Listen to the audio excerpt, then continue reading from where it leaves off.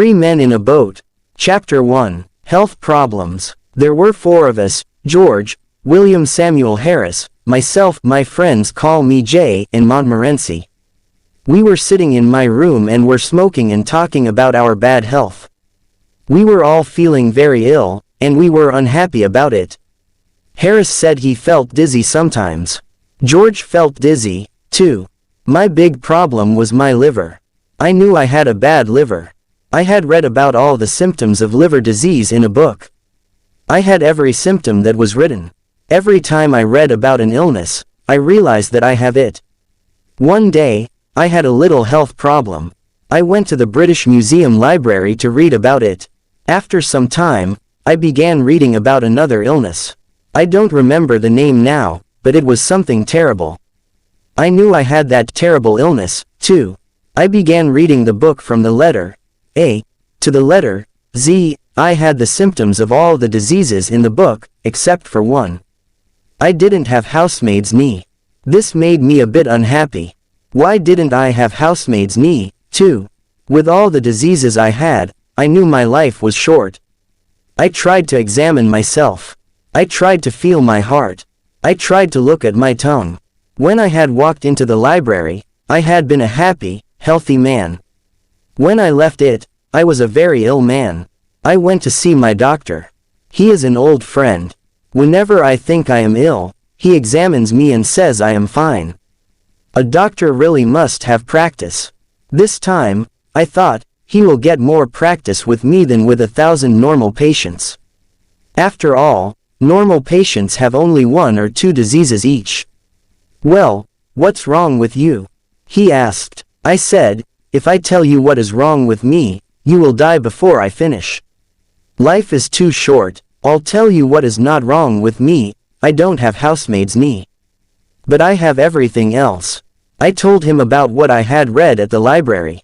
He looked at me carefully. He listened to my heart and looked at my tongue. After that, he wrote a prescription and gave it to me. I put it in my pocket and went out. I didn't read the prescription. I took it to the chemist's and gave it to him. He read it and gave it back to me. He said, I don't have the things on the prescription. But you're a chemist, aren't you? I asked. He said, you're right, sir. I'm a chemist. I don't have a shop and a hotel. I read the prescription. It said, every 6 hours. lb of good, fresh meat. Pint of beer, every morning. 10-mile walk. Go to bed no later than 2 o'clock each night and don't read books about things you don't understand. I followed the doctor's prescription. It saved my life. I now feel rather well, except for my liver problem. The main symptom of liver disease is a general feeling of sleepiness and no interest in working. I have suffered from this illness ever since I was a boy. Medical science was not advanced in those days. Doctors did not know that I had liver illness. They thought I was lazy. People called me a lazy little devil and said, go and do your work. They did not know I was ill with liver disease. Instead of giving me liver pills, they gave me blows on the head. Those blows were good for me, because after each blow I went to do my work. That old remedy worked better than a box of modern pills. That evening, George, William Harris and I sat in my room. We described our illnesses. I explained to George and William Harris how I felt in the morning.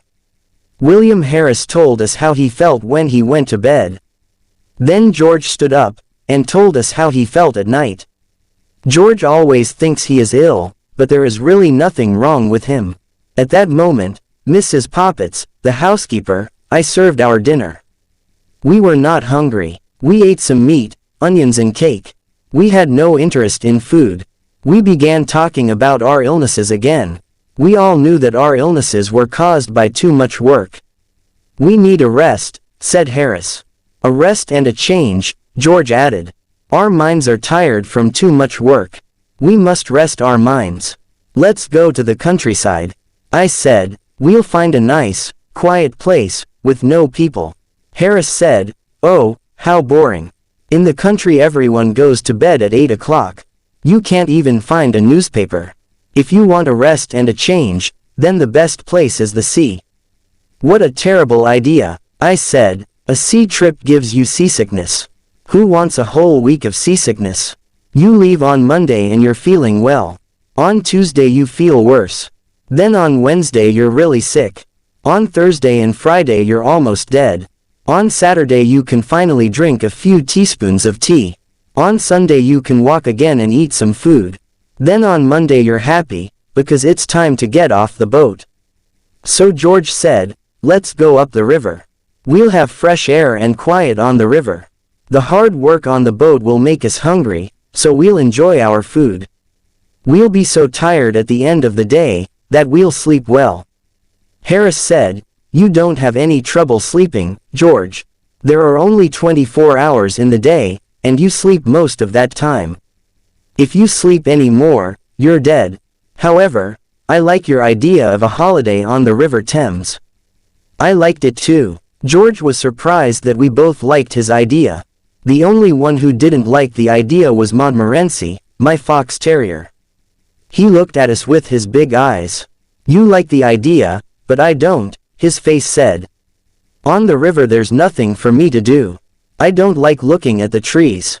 I certainly don't smoke. If I see a rat, you won't stop the boat so I can run after it. When I'm asleep, you'll probably rock the boat, and I'll fall into the river. The whole idea is stupid. We were 3-1.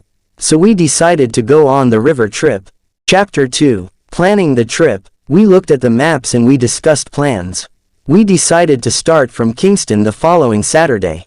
Harris, you and I will go to get the boat at Kingston, I said. Then we'll take it up the river to Chertsey, where we'll meet George. George works in the city until the afternoon. George goes to sleep at a bank from 10 o'clock to 4 o'clock, Monday to Friday, except on Saturdays. On Saturdays, they wake him up at 2 o'clock, and put him outside the door. The next problem was where to sleep at night.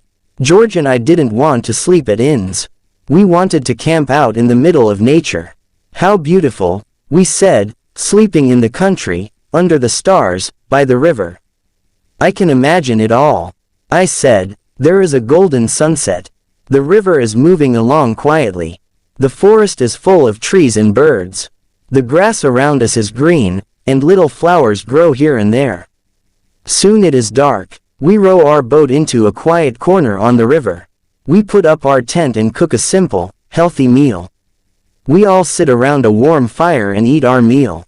We look up and see the moon and the stars. Then we sit in silence.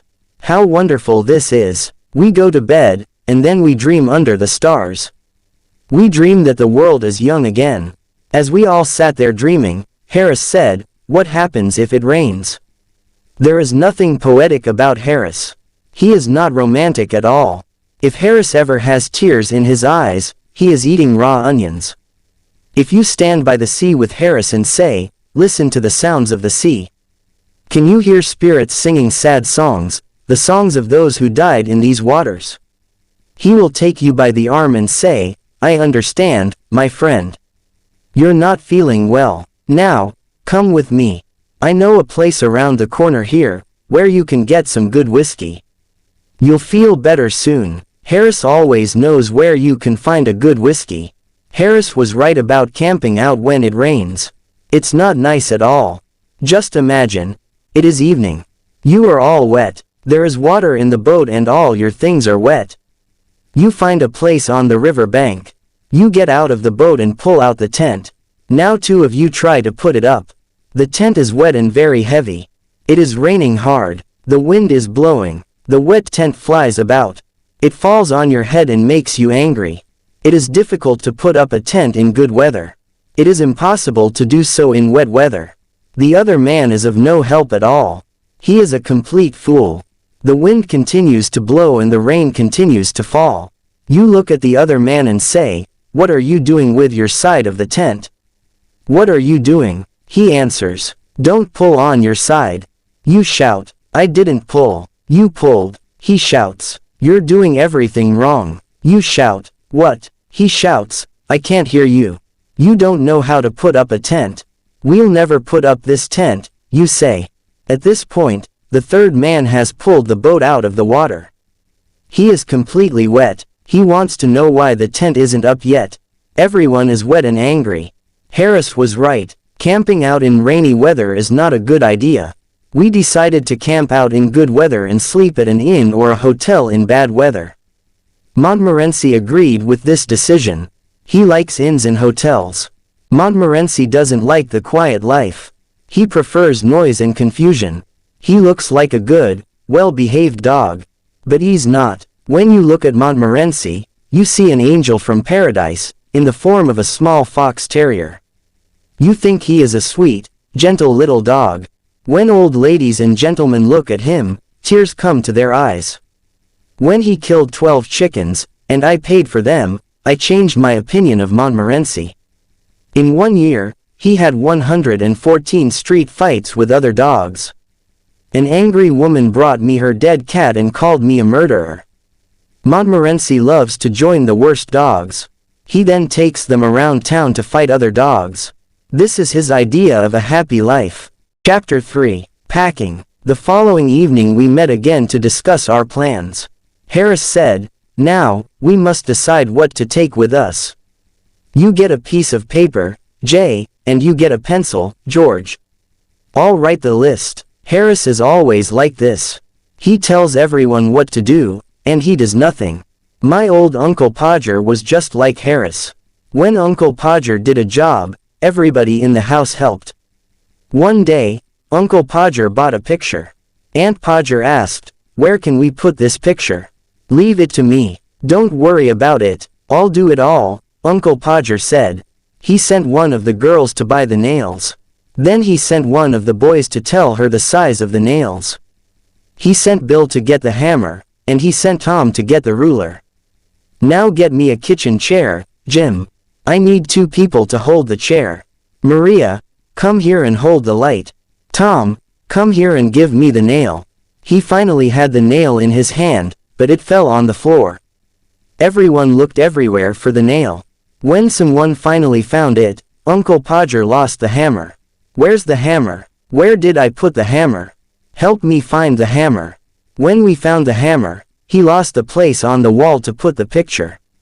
So each one of us climbed up on the chair to look for the place. Each one thought it was a different place. When Uncle Podger climbed up on the chair, he fell on the piano. Aunt Podger was very angry. She said, "The next time you put a picture on the wall, please tell me. I'll go and spend a week with my mother." Uncle Podger tried again and again. At midnight, the picture was on the wall. However, it was not straight. The wall was dirty. Everyone was tired and unhappy. Uncle Podger looked at the picture and said, "It was such an easy job." I told Harris, "You get the paper and pencil. George will write the list, and I'll do the work."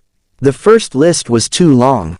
We threw it away. We started another list. In order to travel to the north part of the River Thames, we need a small boat, George said. With a small boat, we can carry only necessary things. We won't take a heavy tent. We can put a canvas cover over the boat at night. It will be like a little house, warm and comfortable. We made a list of all the clothes we needed. George said he knew everything about the right clothes for a trip. We discovered later that this wasn't true. We talked about food next. George said, "Let's continue with breakfast. For breakfast we'll need a frying pan." "That's quite difficult to eat," Harris said, smiling. "Stop being stupid, Harris," I said. "Let's continue," said George. "We'll need tea, sugar, eggs, bacon, bread, butter and jam. For lunch, we can take biscuits, cold meat, and fruit, but no cheese. The smell of cheese is too strong. After a day or two, everything will smell of cheese. For dinner, we can take meat pies, fruit pies, tomatoes and green vegetables. This good food will keep us healthy," George said. "We didn't take wine or beer, because they both make you sleep." George continued, "We'll also need a teapot, a pan and a camping stove. We don't want a paraffin oil stove." "Oh, no, not a paraffin oil stove," I said. "We once took a paraffin oil stove.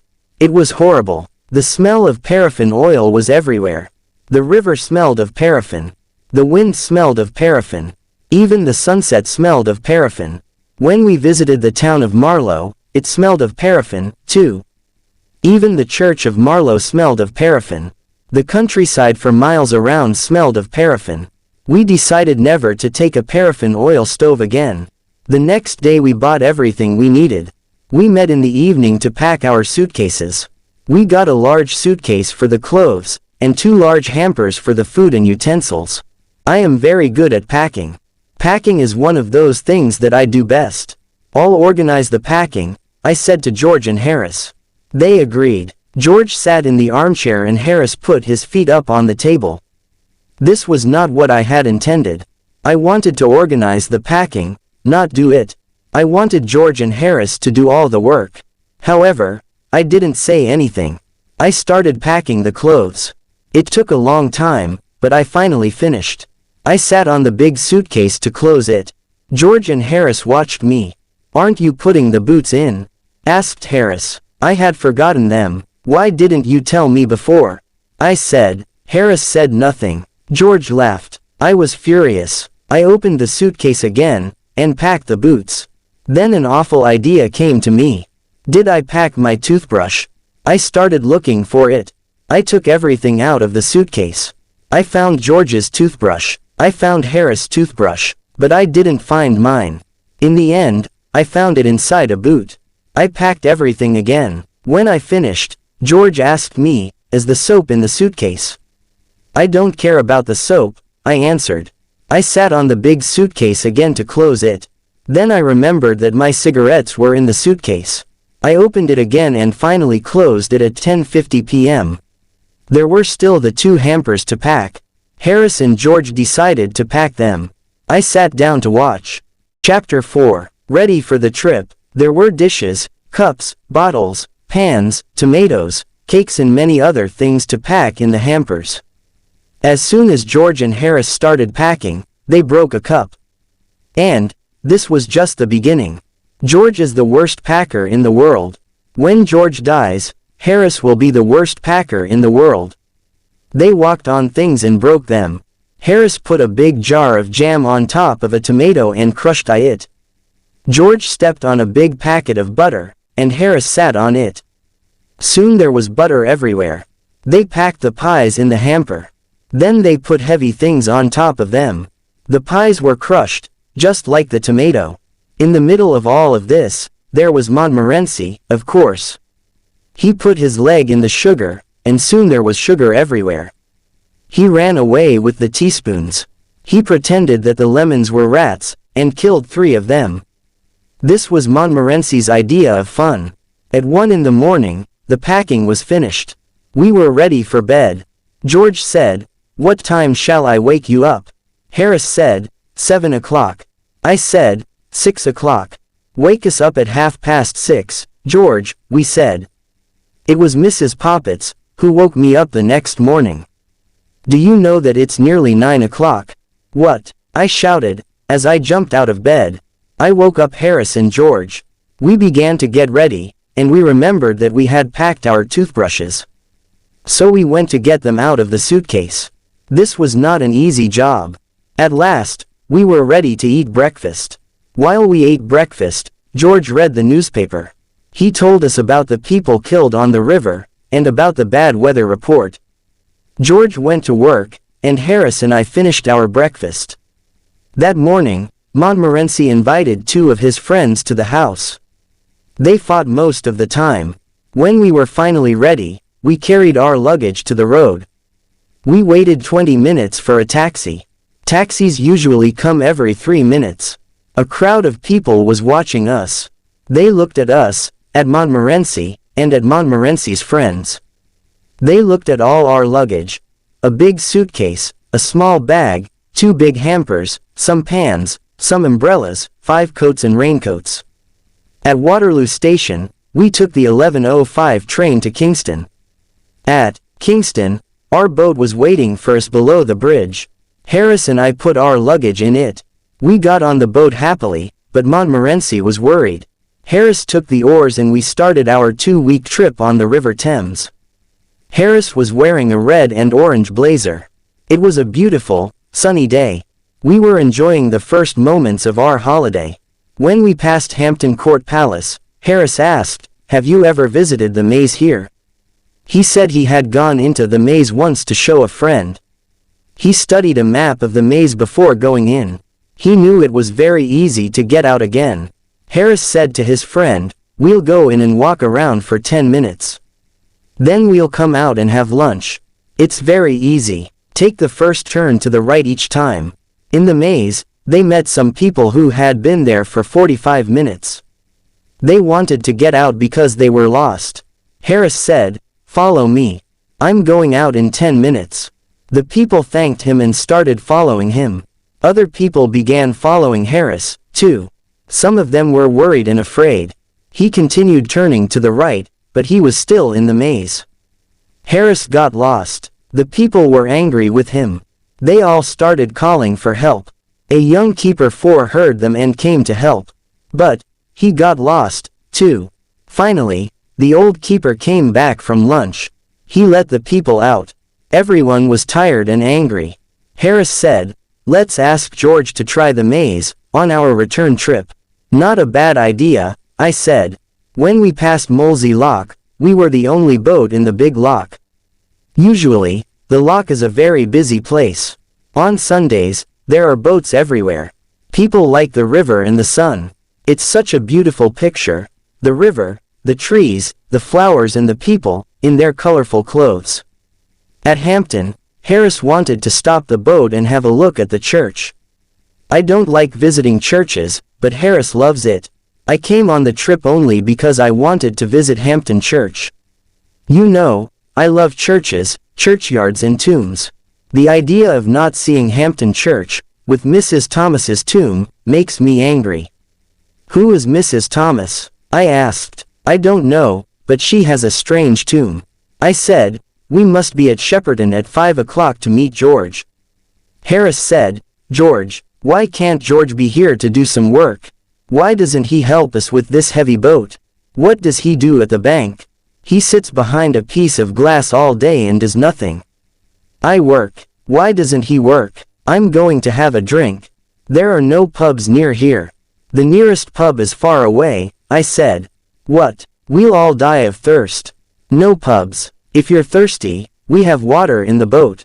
I said, water. Water makes people ill. He said, however, I am very thirsty and I must drink something. So he took the bottle and drank some water. Chapter 5. First day on the boat. We stopped at Kempton Park and had lunch under the trees. Good food always calms Harris. We reached Sunbury Lock at 3:30. We then went to Walton, which is a historical town. Julius Caesar stayed there with his soldiers. Queen Elizabeth I stayed there, too. You can never escape from that woman. She was everywhere. Next we came to Halliford and Shepperton. There is a tomb in the Shepperton churchyard with a poem on it. I was afraid Harris wanted to stop and visit it. I saw him looking at the church, as we passed near it, so I moved the boat suddenly, and Harris' cap fell into the water. He pulled it out and was angry with me. Fortunately, he was worried about his wet cap and forgot about the church. As we came to Weybridge, the first thing we saw was a colored blazer. When we got closer, we saw that George was inside the blazer. Montmorency started barking furiously. Harris and I shouted loudly. George waved his cap and shouted, too. The lock-keeper I ran out, because he thought someone had fallen into the water. When he saw that no one was in the water, he returned to his work. Now that George was on the boat, we decided to make him work. He did not want to work, of course. I had a bad day at the bank, George said. Harris, who is a little cruel, said, now you're going to have a bad day on the river. A change is good for you. It's healthy. Come on, get out of the boat and tow.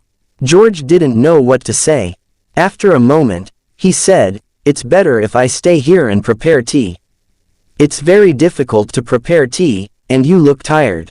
We didn't answer. We gave him the rope. He started walking and pulling the boat. I remember that George once saw a young couple who were walking by the side of the river. They were pulling a rope behind them, and they were talking. They didn't notice that there was no boat at the end of the rope. They had probably had a boat at the end of the rope when they started. But they had lost it. When George saw this, he took the rope out of the water. Then he tied it to his own boat. So, the young couple towed George and his 3 fat friends up to Marlow. When they looked back, they saw that they were towing a boat that was not theirs. The young man was surprised and angry. The young lady said, "Oh, Henry, where is Aunt Mary?" No one knew what happened to Aunt Mary. The most exciting thing is to let girls tow your boat. You always need 3 girls.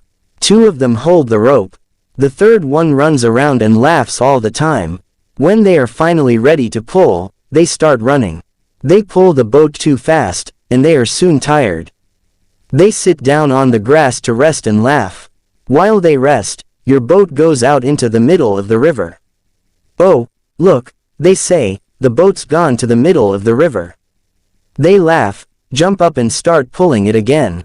Then one of them decides to stop, because she needs her hat. Then another wants her red shawl. Now one of them needs a comb for her hair. The other wants her handkerchief. This goes on for most of the afternoon. It is never boring when 3 girls tow a boat. George towed us to Penton Hook. We stopped there and decided to spend the night on the boat. We found a pretty place. We tied our boat to a big tree. We were all hungry and we wanted to eat. However, George said, "No, let's put the canvas cover on the boat first. It will only take a few minutes." It looked simple, but it wasn't. There were 5 metal rods. You put them into special holes in the side of the boat. I didn't think this was dangerous work, but it was. I'm surprised that we are still alive to tell the story. First of all, the metal rods did not go into their holes. We jumped on them, kicked them and pushed them. When the rods were in their holes, we tried to put the canvas cover on the boat. George took one part of the cover. He tied it at the front of the boat. Harris stood in the middle to help George with the cover. George did his job well, but Harris was completely confused. After 10 minutes of hard work, Harris was inside the cover. He was fighting to get out. He accidentally knocked George down. Now George was inside the cover, too. They fought with the cover. I heard some very bad words. I thought the job must be very difficult. I didn't understand what was happening. George and Harris had told Montmorency and me to stand at the back of the boat. We did exactly that. We waited quietly. We saw the cover moving violently, but we thought this was the correct method. After a long time, we heard George shout, "We can't breathe under here. Why don't you help us, you idiot?" When someone calls for help, I always answer. I went to help them. Poor Harris, his face was almost black. Chapter 6. Harris makes scrambled eggs. As soon as the cover was in place, we started to prepare supper. We wanted some hot water to make tea. We put the tea kettle on the stove. We pretended that we were not interested in the water. We wanted the water to think that we did not care about it. We began to prepare supper. This was the only way to make the water boil on a boat. If the water knows you are waiting for it, it will never get hot. You must not look at it. It's a good idea to shout, "I don't want any tea." "Do you, George?" George shouts back, "Oh, no. I don't like tea. I'll have milk." "And you, Harris?" "Tea is terrible. I never drink it. I'll have lemonade." This makes the water very angry. At this point, the water will boil. We really wanted that supper. We needed that supper. For 35 minutes nobody spoke. We just ate and ate. Finally, we all had full stomachs, and we were happy. A full stomach makes you feel kind and generous.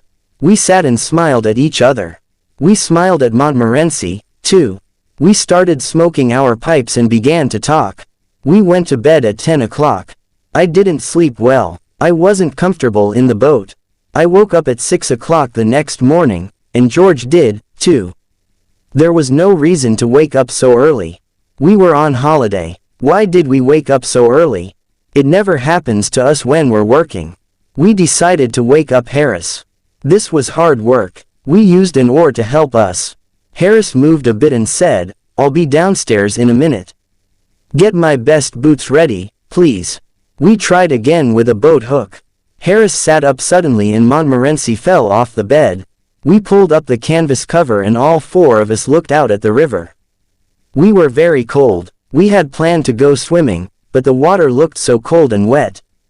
Well, who's going swimming first? Asked Harris. No one wanted to be first.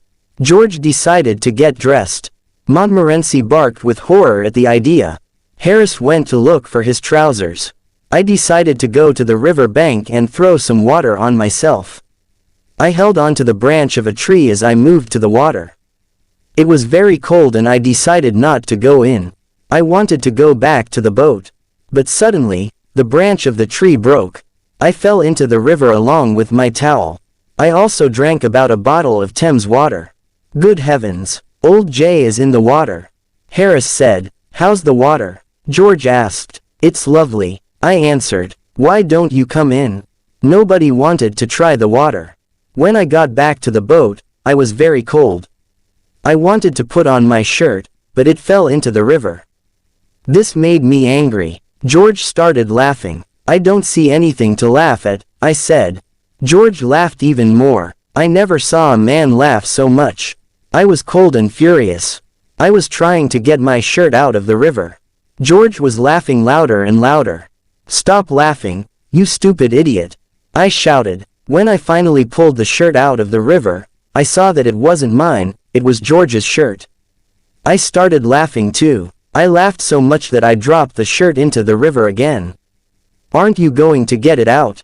said George, who continued laughing. I didn't answer him for a while, because I was laughing so much. At last I said, "It isn't my shirt. It's yours." I never saw a man's face change so quickly. "What?" he shouted. "You donkey. Why can't you be careful with things? Why don't you go and get dressed on the river bank? People like you don't know how to live on a boat." I tried to tell him how funny it was, but he didn't understand. George is a little slow at understanding a joke sometimes. Harris said, "I'm cooking scrambled eggs for breakfast this morning. Once people try my scrambled eggs, they always want them." He was quite famous for his scrambled eggs. George and I got the stove and the frying pan ready. Then we looked for the eggs that weren't broken. We found only 6 of them. "Now you can start," we said. Breaking the eggs was difficult for Harris. The eggs got on his trousers and went up his arms. He put 6 eggs into the frying pan. Then he sat down by the stove and mixed them with a fork. George and I saw that it was difficult work. Harris often burned his fingers. Then he danced around the stove. He waved his hands in the air and shouted. George and I thought that this was an important part of his cooking method. We didn't know what scrambled eggs were. We thought they were some sort of red Indian food, and, to cook them correctly, it was necessary to do special dances with magic words. Montmorency went to put his nose over the frying pan once, and burned himself. He, too, began dancing around and barking. It was interesting and exciting to watch this show. George and I were sorry when it was finished. When the scrambled eggs were ready, there was very little to eat. 6 eggs had gone into the pan. But, all that came out was a teaspoonful of burnt eggs. "The problem is the frying pan," Harris said. "I need another type of pan and another stove." We decided not to try scrambled eggs again, until Harris had the right pan and stove. Chapter 7. The Laughing Tin. When we finished breakfast, the sun was up and it was a warm morning. I sat on the river bank near Runnymede. I thought about King John, who signed the Magna Carta at Runnymede, in 25. What a great moment in English history. I imagined the scene. George came over and said, "When you finish resting and dreaming, please help me wash the dishes and other things." I cleaned the frying pan with some grass and with George's wet shirt. Later on, we went to Magna Carta Island. We saw the stone where the Magna Carta was signed. In this area, King Henry VIII met with his sweetheart, Anne Boleyn. I am certain that King Henry VIII met Anne Boleyn in several other places, too. We continued slowly up the river, and stopped for lunch near Monkey Island. We had cold meat for lunch. "Where's the mustard?" I asked. "The mustard," Harris said. We had forgotten to bring the mustard. At that moment, we all wanted mustard more than anything in the world. "How boring life is without mustard," said George. We ate our cold meat in silence. We thought about the happy days of childhood when there was lots of mustard on the table. The adult world can be a cruel place. All three of us loved tinned fruit. George brought out a tin of pineapple. This was perfect to make us forget the mustard. We felt that life was smiling at us again. "Look at the picture on the tin," said Harris. "Ah, I can't wait," I said. "I'm dreaming about the sweet juice," George said. Harris got a spoon ready. Then we looked for the tin opener. We took everything out of the 2 hampers. We took everything out of the bag. We looked in every corner of the boat. There was no tin opener. Harris tried to open the tin with a little knife, and he cut himself. George tried to open it with a pair of scissors. The scissors flew up and almost cut his eye. I tried to open it with a piece of metal. I did something wrong, because I fell into the river. The tin flew away and broke a teacup. Then we all got angry. I started hitting the tin with a piece of wood. Harris hit the tin, and so did George. We changed its shape. We made it square. We made it round. Then we made it flat. But we still couldn't open it. The tin looked at us and seemed to be laughing. It was ugly and it frightened us. I threw it in the river. Then we rowed away and didn't stop until we reached Maidenhead. It was evening and a strong wind started blowing.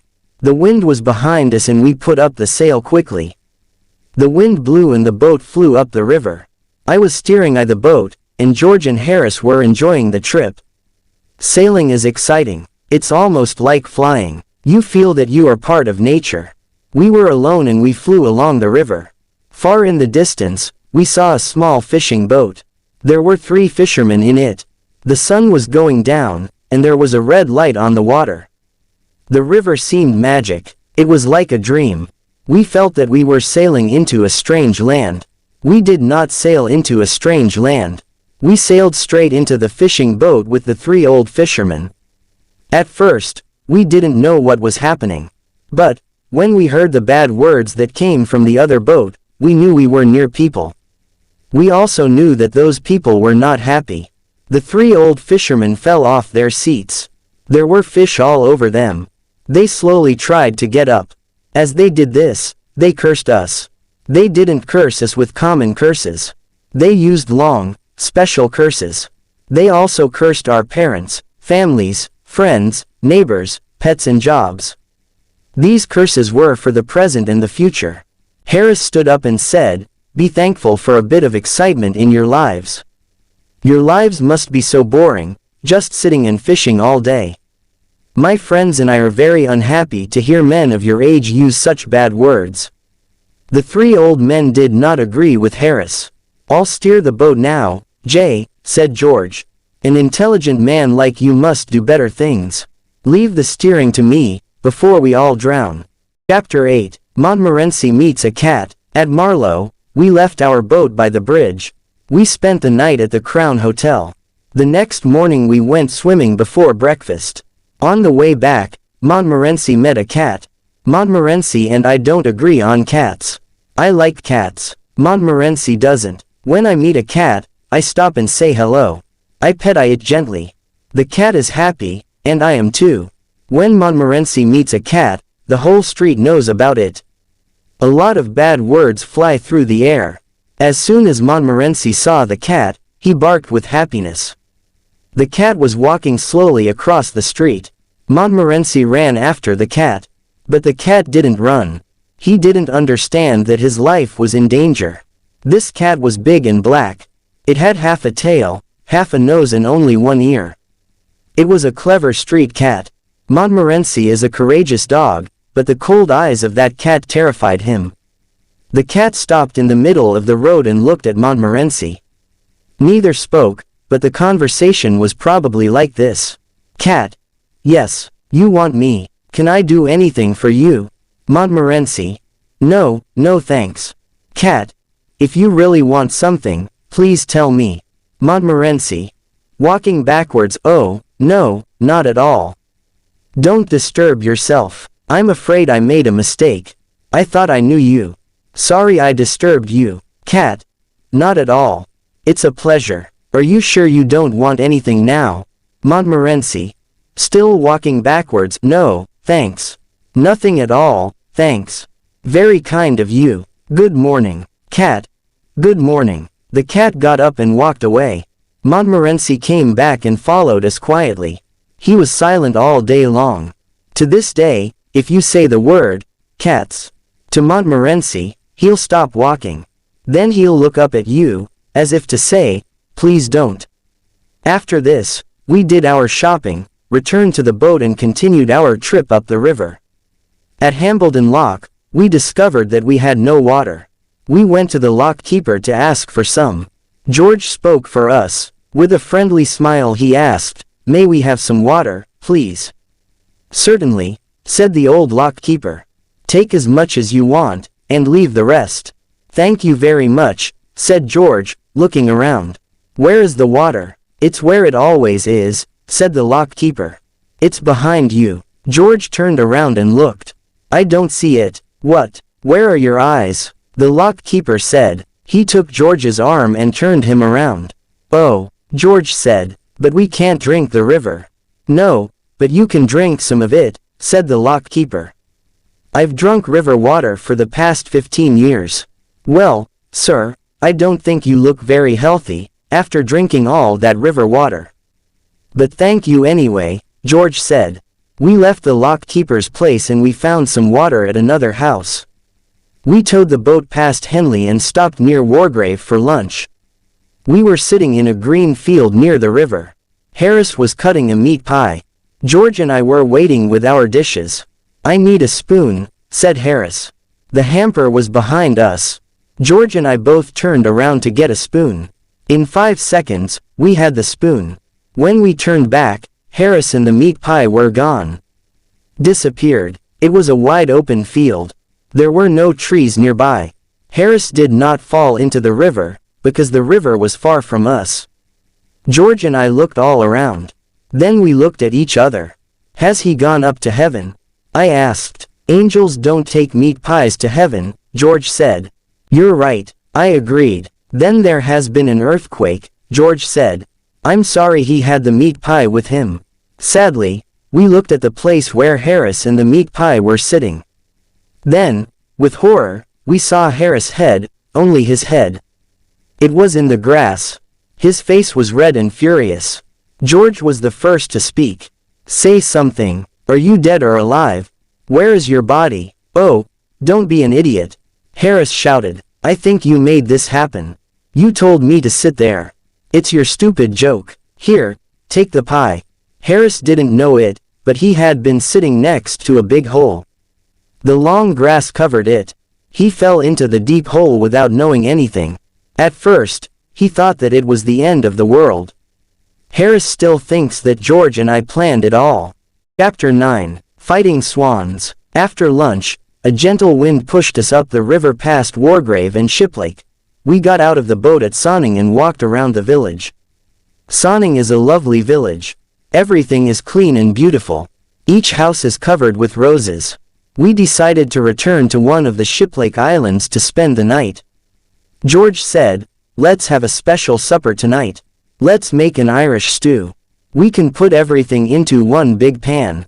What a wonderful idea, Harris and I said. I'll get the wood and make a fire, George said. You two can peel the potatoes. This was a very big job. We were happy and excited. But when we peeled our first potato, we understood that this was not exciting, it was hard work. The first potato we peeled looked like a pea. George looked at it and said, no, no, no. There's no potato left. Do it like this. We worked hard for half an hour, but we peeled only 4 potatoes. We refused to continue. Well, just put the potatoes in without peeling them. Let's add some carrots and other vegetables. Look in the hampers and take out all the pieces of old food. We'll put them in the stew. You can put anything in a stew. We found half a pork pie, a tin of fish and a few broken eggs. We added these to the stew. Montmorency watched us carefully and then left. After a while, he returned with a dead rat in his mouth. He wanted to add something to the stew, too. We discussed it first. Harris said, "It's all right to add the dead rat. It will be mixed with the other things. A stew needs many ingredients." George said, "Well, I don't want to try anything new.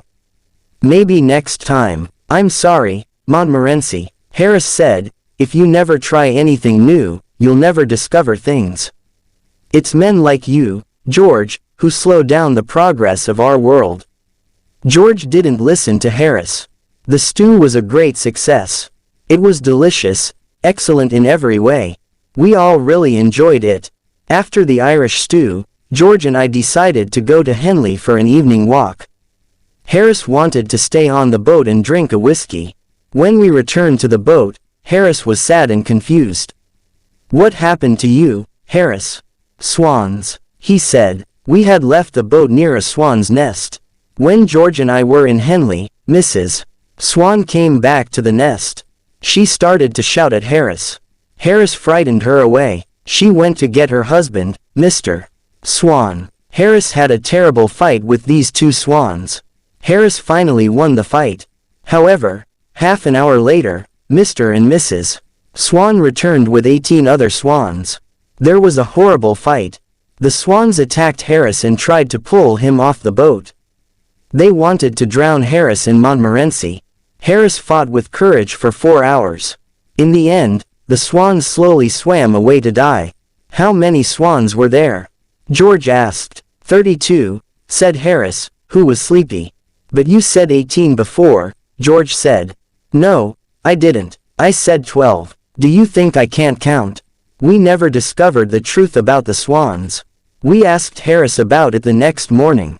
He said, "What swans?" He thought that George and I were dreaming. That night Harris had trouble sleeping. He woke me up about 12 times during the night. He was looking for his clothes. George woke up, too. "Why do you need your trousers?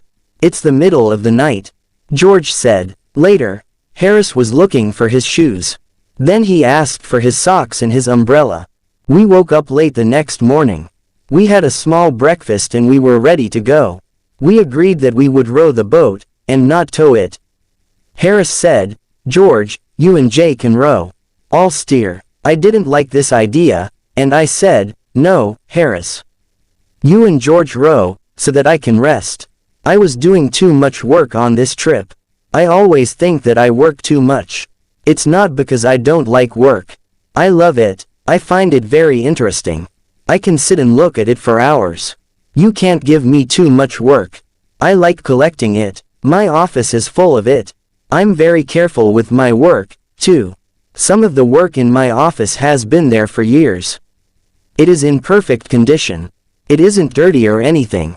That's because I take good care of it." Harris said, "On this boat, I'm the only one who works." George said, "You do nothing but eat and sleep, Harris." "I'm the only one who works. You and Jay are very lazy people." Harris laughed and said, "George, work. Have you ever seen George work?" I agreed with Harris. George never worked. "How do you know if I work, Harris? You're always sleeping, except at meal times." "Have you ever seen Harris awake, except at meal times?" George asked me. I agreed with George. Harris worked very little on the boat. "Oh, please, I do more work than old Jay," Harris said. "Well, it's difficult to do less work than old Jay," George added. "Old Jay thinks he's a passenger and doesn't need to work," Harris said. After this discussion, I said to Harris, "You and George row the boat up to Reading. At Reading I'll tow it." Chapter 10. 3 Men Out of a Boat. We reached Reading at about 2 o'clock. The river here is very dirty, so we moved on to Streatley. We stayed at Streatley for 2 days. We took our clothes to a laundry woman. We had tried to wash them in the river, as George told us. The river was so dirty that our clothes collected all the dirt from the water. The river became cleaner, but our clothes became dirtier. The laundry woman was very surprised to see such dirty clothes. She looked at them and said, "This will cost you 3 times the usual price." We agreed and paid her. The river near Streatley in Goring is excellent for fishing. It is full of different types of fish. Some people sit and fish there all day. However, they never catch any fish. The local fisherman's guidebook doesn't say anything about catching fish. It only says that the place is a good fishing area. And it is. You can see many fish swim past, but you can't catch them. When you go for a walk by the river, you can see hundreds of fish. They come and stand half out of the water. Their mouths are open for bread. If you go swimming, they come to look at you and disturb you. You cannot catch them, however. We passed by Wallingford and Dorchester. Both are ancient British towns. In the days of the Roman Empire, the Romans camped here and built fortifications. We spent the night at Clifton Hampton, which is a pretty village. We finally arrived at Oxford and spent 2 excellent days there. Oxford is a beautiful town with its old university. Oxford is also full of dogs. Montmorency was very happy. He had 11 dog fights on the first day and 14 on the second day. He probably thought he was in heaven. We left Oxford on the 3rd day, to return home to London. When we left Oxford, it was raining. The rain continued without stopping. When it's sunny, the river is a dream. But when it's rainy, the river is brown and unfriendly. It rained all day. At first, we pretended to enjoy it. Well, this is a nice change. Too much sunshine is boring. Nature is beautiful even when it rains, I said. Yes, Harris said, it's good to see the river in all kinds of weather. The rain is good for you. I can't understand people who are afraid of a little rain. Harris and I sang songs and we were quite happy. George did not agree. He stayed under the umbrella. We put up the canvas cover before lunch. We left a little opening to see where we were going. We continued our trip for another 9 miles. We stopped for the night at Days Lock. We did not have a happy evening. The rain never stopped. Supper was not good. We were really tired of cold meat. We dreamt about our favorite foods. Harris talked about fish cooked in a special sauce. Harris gave his cold meat to Montmorency. He looked at it and turned his head. He seemed insulted by Harris' offer. He went to sit at the other side of the boat, alone. George said, "Please don't talk about good food, until I finish this cold meat." We played cards after supper. After that, we had some hot water and whiskey. George told us about a man he knew. This man had slept on the river in a wet boat, like ours. He got very ill and died 10 days later. Of course, we began talking about other illnesses. After a while, Harris said, "I've got an awful headache. It must be the rain." "Well, I've got a bad backache," I said. To make us feel happier, George sang to us. That made Harris and I cry, and it made Montmorency howl. There was nothing else to do, so we went to bed. We didn't sleep well at all. We were awake at 5 o'clock the next morning. Our second rainy day was the same as the first. It rained all day. We moved slowly along the river. We agreed to continue our trip, even if it killed us. "It's only 2 more days," Harris said. "We're young and healthy. Maybe we'll be all right." We talked about our evening. With this weather, we can have dinner and take a walk in the rain. Or, we can have dinner and spend an hour in a pub, I said. "That's not very exciting," said George. "It's much more interesting to go to the Alhambra Theatre in London," said Harris. "And then have supper at that little French restaurant," I added. "But we have decided to stay and die on this boat," said George. "However, there's a train that leaves Pangbourne after 5 o'clock. It gets to London in time to eat something, and then go to the theatre." Everyone was silent. We didn't say one word. We looked at one another. Then, we got out the big bag and got our clothes ready. 20 minutes later, 3 men and a dog were going to the railway station. We lied to the boatman at Pangbourne. We didn't have the courage to tell him the truth. We were running away from the rain. We asked him to take care of the boat until the next morning. "If something happens, we'll write to you," we said, telling him a big lie. We reached Paddington Station at 7 o'clock. We went directly to the restaurant and had a small meal. Montmorency stayed at the restaurant, while we went to the theater. "We'll return at 10:30 for the dog and for a good supper," I told the restaurant owner. The man at the ticket office of the theater said, "Oh, you're the famous acrobats from the Himalaya mountains. You're late for the performance. Please use the side door." We explained to him that we were not acrobats. He understood and sold us 3 tickets. Our clothes probably looked a bit old and strange. At the Alhambra Theater everyone looked at our clothes and smiled. Some people laughed. After the theater, we went back to the restaurant. We enjoyed our delicious supper. After 10 days of eating cold meat, we were thankful for this supper. We ate it without speaking. Then we sat back and felt happy and kind. Harris, who was sitting next to the window, pulled back the curtain. He looked at the wet street. It was rainy and dark. The wind was blowing. A few people walked past under their umbrellas. Harris took his glass and said, "Well, we had a good trip, and I say thank you to old Father Thames. But I think we were right to come back when we did. Here's to 3 men well out of a boat." Montmorency stood on his back legs in front of the window. He looked at the wet night and gave a short bark of agreement. The end. Thanks for watching.